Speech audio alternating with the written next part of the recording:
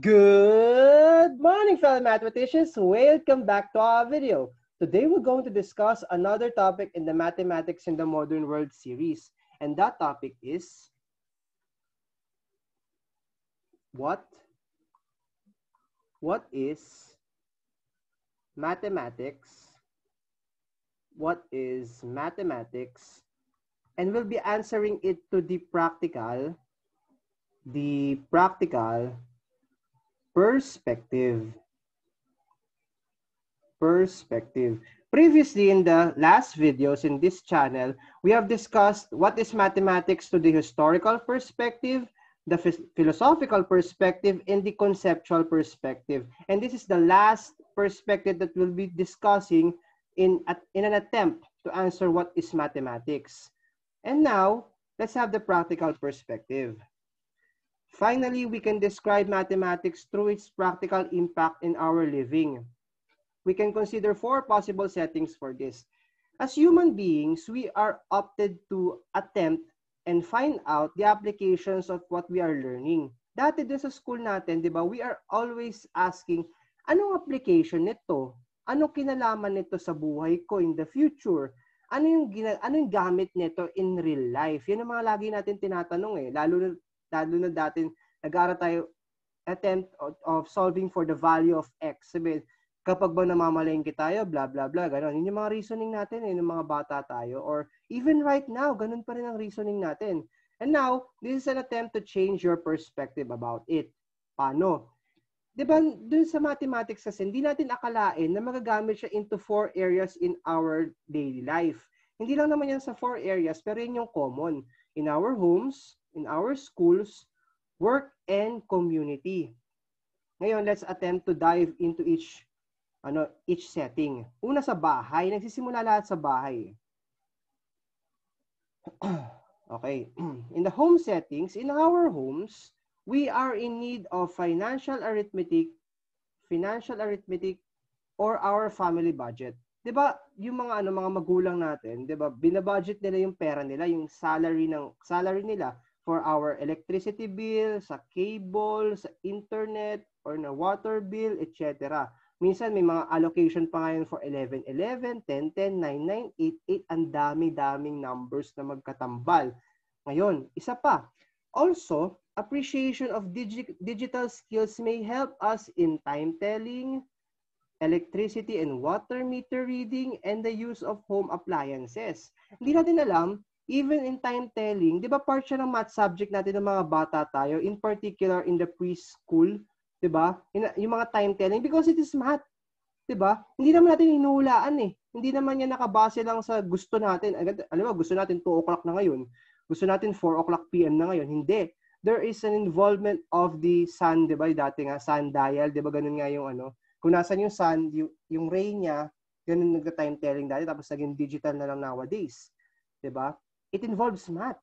Even the readings, yung mga metro natin dyan, yung tubig, yung electricity, mga wattage, etc., yung mga voltage, etc. Di ba? It involves math.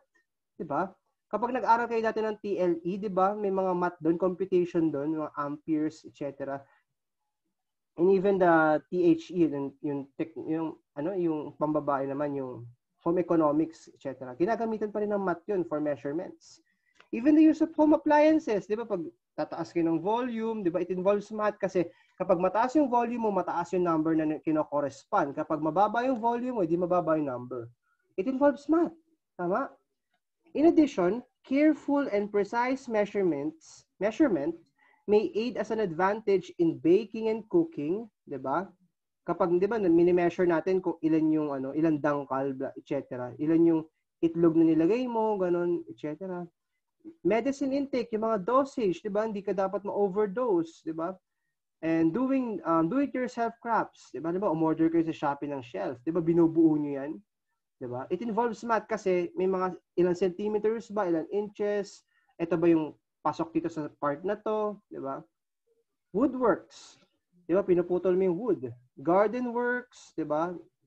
Tapos yung cleaning and maintenance. Even in cleaning, diba? Ilan yung kailangan mo inilalagay na ilang sabon, gano'n, etc. Diba? It involves math. Yun ang gusto kong sabihin dito. And labas tayo sa bahay natin. 'Di ba? Nung mga tumanda na tayo, pumapasok na tayo sa school. 'Di ba? In our schools, weighted arithmetic is needed in reporting grades and teachers' evaluation. 'Di ba pag nag-grades tayo, 'di ba dati nga, minsan nga siguro kino-compute nyo, ilan yung kailangan kong maging score sa final quiz para pumasa sa subject na to? Or may mga ganun kayong computation. Pero kailangan, 'di ba, ayusin nyo pa rin mula simula para hindi nyo na kailangan gawin yun. Pero what I'm saying is that, di ba, you are basically calculating eh. Yung parang, di ba, you use in arithmetic, basically. And what do I mean by weighted arithmetic? Halimbawa, sa isang grade, may corresponding na number or value na nagsasabi kung pasado ka hindi. Halimbawa, 74 yung grade mo, di ba, you basically not pass. Di ba? Pero pag nasa college ka na, pag tres ka, you are, kumbaga, nakasampa ka sa passing. Diba? And yung 5, yung corresponding sa hindi ka nakapasa. Tama? That's the weighted arithmetic na sinasabi. Powerful statistics may be used in task scheduling, enrollment, and employment report. Gaano ka powerful, sir? What do I mean is that higher order of statistics, hindi lang yung mga inaral natin ng high school na statistics. Siyempre, may mga involvements na software para maano. Yan yung ibig sabihin ng powerful, hindi yung meron siyang kapangyarihan, etc. Ngayon, what is task scheduling? Ano ba, i-schedule yung task yung na kailangan sa nagawin. Hindi lang naman kasi teaching ang trabaho ng mga teachers natin. May mga iba pang works yan. Enrollment, kailangan malaman kung gaano ba karami nag-enroll this year compared to the previous years, di ba? And employment report para sa employee performance.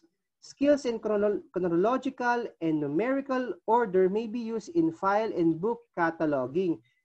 Akala nyo ba nilalagay lang ng mga librarians yung libro natin sa bookshelves ng basta-basta? No. There is what we call the Dewey Decimal System, and that Dewey Decimal System has an order. Pwede mo siyang makita na halimbawa, you are in the Filipiniana section, you are looking to this specific book, nandun lang lahat ng mga libro na tinutukoy mo. Halimbawa, in the science fiction books, nandun lahat yon, the novels, diba, etc., in math books, nandun lahat yon, diba? May system yon, and it involves math because if you don't know the order, you don't know the number na assigned dun sa shelf na yon, edi nalito na. Halimbawa, magkakasama ang history book, math book, saka yung cooking book. Diba? It feels weird. And may magazine bigla dun sa katabi. Diba? So, kapag nasa library kayo, return your books to the proper order so that the librarians may not be nahirapan. Hindi sila nahirapan kasi mahirap yung trabaho ngayon. Di ba? Nakakalito. And focus computations are needed to balance allowances and expenses and canteen sales reports. Di ba? Di ba? In a school, di ba may budget yan? And yung mga nagluluto for our canteens, di ba? May mga budget yan para ma-minimize nila yung gastos and to maximize the profit for the school. Di ba? It involves math. Tama? Di ba? Hindi ka nagsosolve ng X, hindi ka nagsosolve ng value of X. Di ba? It involves math pa rin. Finally, some careful and precise measurement for quick maths in practical arts is needed. Paano? For example, photography is a type of art. And the shutter speed, kapag kumukuha ka ng isang picture, it involves math kasi may mga numbers na corresponding doon sa speed na yun. Isa pa sa digital arts, yung mga measurements ng mga dimensions, etc. Even if you're doing sketches, di ba? May mga grid lines yan to indicate na itong specific grid line na to, dapat ito lang yung portion ng image na may drawing mo. Ganon. It involves math. And even yung kung ilan yung paint na ilalagay mo, ilan yung color, gaano karami, gaano ka dark, di ba? It involves math. Di ba? Kahit hindi, you are not consciously aware of it, but you're doing math kahit papaano. It doesn't always involve the mga ganito itsura. Hindi laging ganyan, yung mga ganyan. It involves numerical values, and that numerical values correspond to something, and that's the use ng ginagawa mo. Yan. Isa pa. And nandun ata siya sa baba. Meron pa. I'm so sorry. Nalito ata tayo. Okay. And after you graduate, hindi pa tayo natatapos sa math. Alam mo, nakaalis tayo sa school. You graduated, sasabihin nyo, hasta la vista, mathematics, I'm done. I'm done with you. Hindi na ako magmamat habang buhay. siguro yung sabihin nyo, if you graduate. In fact, no. You may have graduated to calculus. You may have graduated to algebra, to trigonometry, to sine, cosine, tangent, etc. But you cannot deny the fact that you are using mathematics in your life pa rin. Paano? Let's consider this. In terms of our work, one should consider distance of time and cost constraints when we travel to our workplace. Tama ba? Kapag halimbawa, papasok ka na, not even kapag nagtatrabaho ko kahit nag-aaral ka pa lang you always consider anong oras ako aalis at pinipredict mo You're basically predicting anong oras ka makakarating. And that prediction basically involves mathematics because predicting involves statistics. Hindi ka man gumagamit ng computation, but you're predicting. You are having an intelligent guess. And that's science, diba? Hypothesis. And yung cost constraints, diba? One time ba na-try nyo na papasok kayo sa school, tapos magta-try kayo ng different types of transportation. So, i-compute nyo, ano yung mas mura na halimbawa, ako from Marikina, papasok sa sa PUP, ang ginagawa ko, may dalawang option ako. Either mag-jeep akong diretso mula Marikina, papuntang PUP, or mag-LRT pa ako. Eh, natagpuan ko, mas mabilis nga yung LRT, pero mas mahal yung pag-LRT. Kasi syempre, LRT yun Diba, nasa Katipunan ka And sana maayos na yung LRT Katipunan, pero nasa Cubao pa rin yung station. Pero dati nung student ako, sa Katipunan ako Mas mura siya. Ay, mas mahal siya, pero mas mabilis. Kumpara sa jeep, mas mura siya kasi 20 lang halos, pero mas matagal kasi traffic sa sa Aurora, etc. Pero kapag maaga ka umalis, mabilis. Pero hindi naman laging maaga na umalis kasi sarap matulog So yon, 'di ba may mga ganun tayong ginagawa na we are basically doing math kasi kino-compute natin ano yung mas mura na pamasahe. Tama ba? And pwera pa doon sa sinabi ko na yun, sa share ko na yun, also, careful calculations for our sales reports, tracking of expenses, and payroll are needed. Diba, what do we mean by sales report? Halimbawa, napunta ka sa isang agency na may sales. Diba, you're doing math. Tracking of expenses. Halimbawa, sumahod ka. Halimbawa, may allocation niya na ito yung pang pang ipon ko, savings ko, ito yung pang bayad ko sa bahay or pantulong sa bahay, ito yung pang other expenses, pang Shopee, Lazada, etc. Or kung ano pang gusto mo. Diba? And for payroll, kailangan pa rin ng math kasi you're budgeting Diba? It involves money and when it involves money, it involves math. Diba? In addition, applied statistics are needed to market research, project evaluation, task scheduling, employment report, and employees evaluation. I will not be discussing each and every one of these words. You will be learning it when you go to your job, respective jobs. Hindi ko sinasabi na malalaman nyo yan, at some point, malalaman nyo rin kung ano yung mga yan. Pero what do I mean? Anong gusto kong sabihin dito sa habang students kayo is that ginagamitan pa rin siya ng math. And what kind of math? Applied statistics. Tama? And lastly, quick estimations on the measurement skills for office designs may be observed. Kasi 'di ba, may mga designs yung offices nyo na kung maaari, 'di ba? Nagkakaroon siya ng designs. And that design involves architecture and interior design, 'di ba? So ibig sabihin, anong gusto kong sabihin? Ginagamitan pa rin ng math 'yun, 'di ba? Even yung mga architectures, di ba? Kahit yung mga architectures na magiging manonood ng video na to, mga architecture students or interior design students, na mapapansin nyo, may math pa rin kayo, di ba? Meron kayong plane and spherical trigonometry, ganun, di ba? Mga ganun kayong subjects, and even calculus. Kasi nga, gamit pa rin yung math sa inyo. Di ba? And even our engineers, gamit na gamit ang math, syempre.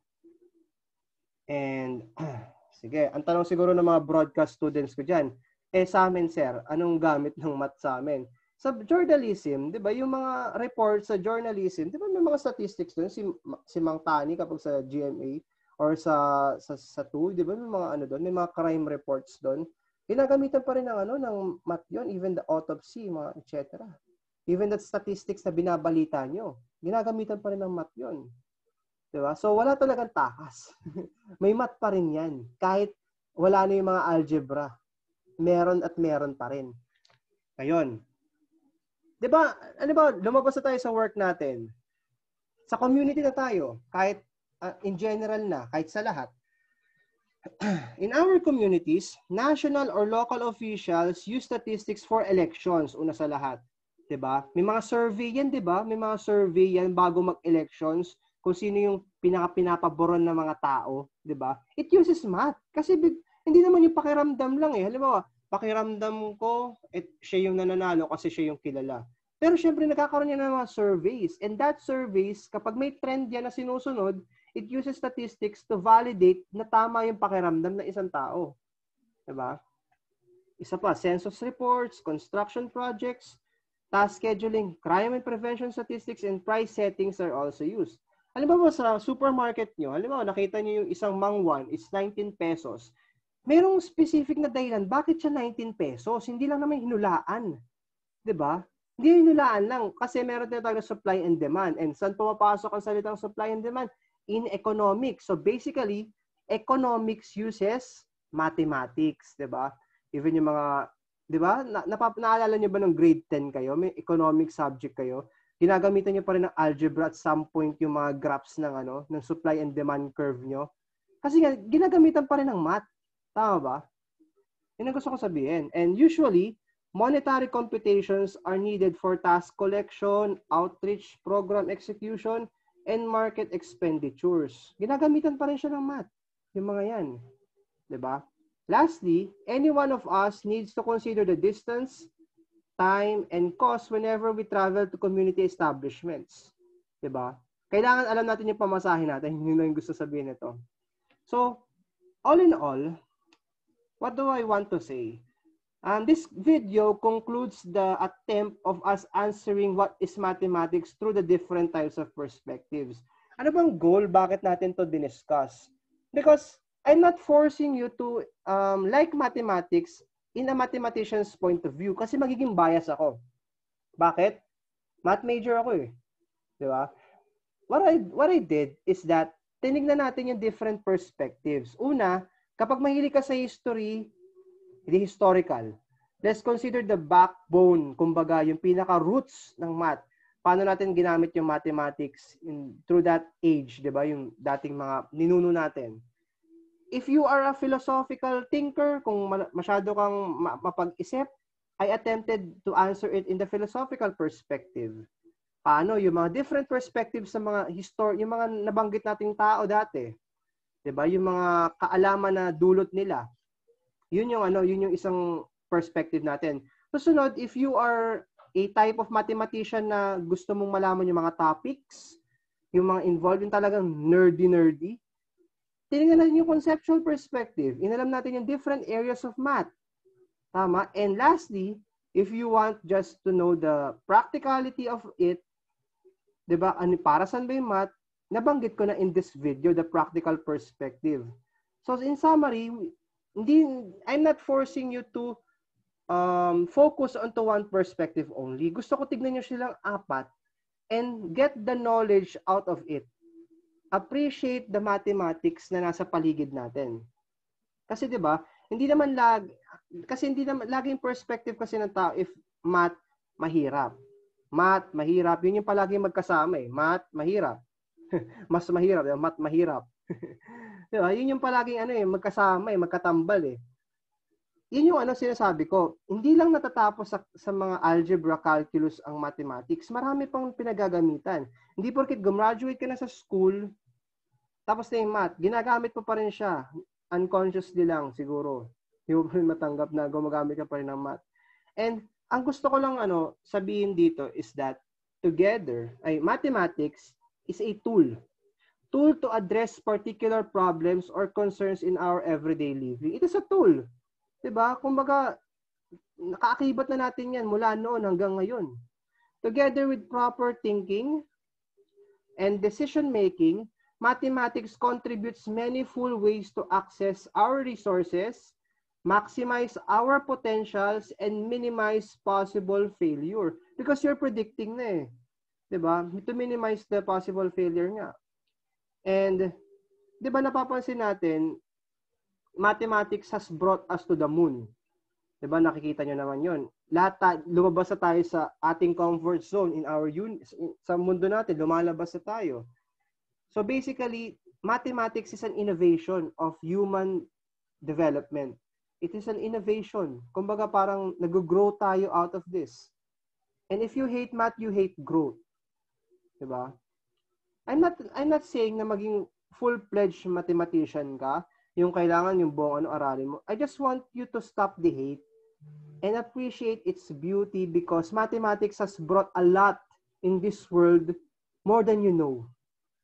Diba? Masyado siya maraming binigay sa atin na benefits and convenience for it to be hated that way.